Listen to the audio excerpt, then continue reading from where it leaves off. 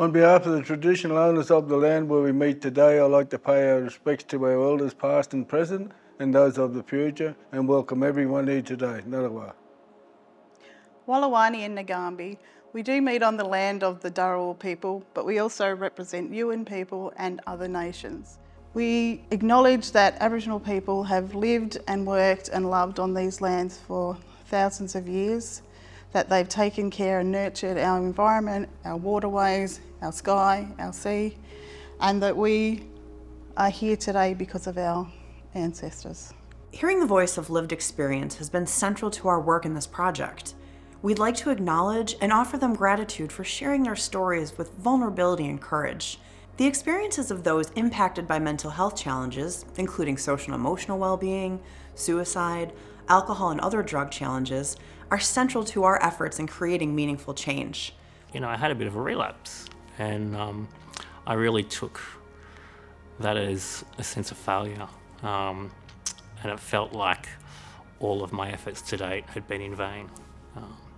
And I felt like I would never be able to progress again past the point where, this sort of rock bottom, which I continued, seemed to be bouncing along. I was doing DBT therapy at the time, and I had the nurse's number in my phone, and I just sent a message to her and said, I'm not safe. Additionally, we acknowledge the experiences of families and loved ones, including those who've experienced loss. We had a clinician come to us and say, we don't know which to treat first, the suicidality or the drug use. People who experience suicidal distress and problems due to alcohol and other drugs often find themselves in a gap. Mental health systems signal that they are not equipped to address their substance use, and organisations that support people with alcohol or substance use feel ill-equipped to address suicide concerns. I'd started to engage.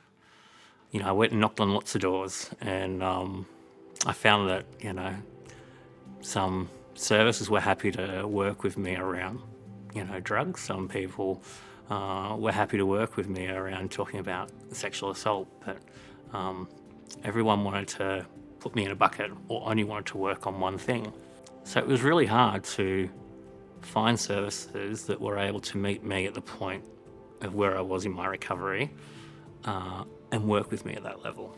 The Illawarra Shoalhaven Suicide Prevention Collaborative and Coordinair, the South Eastern New South Wales Primary Health Network, responded to urgent advocacy to address this gap from a wide range of individuals and organisations across our community. This partnership with SafeSide Prevention is part of that effort. We shared the vision and worked together to provide a tailored program of workforce education and development for alcohol and other drug services.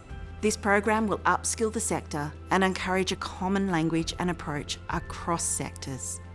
Our members envisage a future with no wrong doors for people seeking support.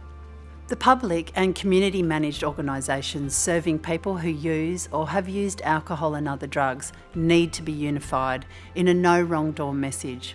As the peak organisation for the non-government alcohol and other drug sector in New South Wales in Australia, we're pleased to be on this journey initiated by the Illawarra Shoalhaven Suicide Prevention Collaborative. We have contributed to the shaping of the goals and content of this program, together with dozens of people with lived and living experience, government and non-government organisations, and interested leaders from the public sector. Years of community-based collaboration have gone into this work. And on behalf of SafeSide and myself personally, I'm grateful to be on this journey with you and all who've contributed to meet the needs of the workforce that is so critical for suicide prevention.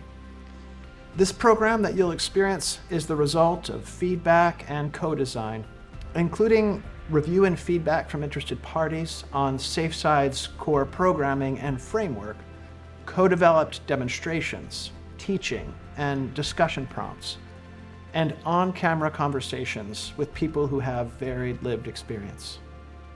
Workforce education is an important part of the growth we wish to see in systems and community-led options of support for people with suicide concerns who also use alcohol and other drugs. But at the same time, education alone will not achieve the continuity and support our communities deserve.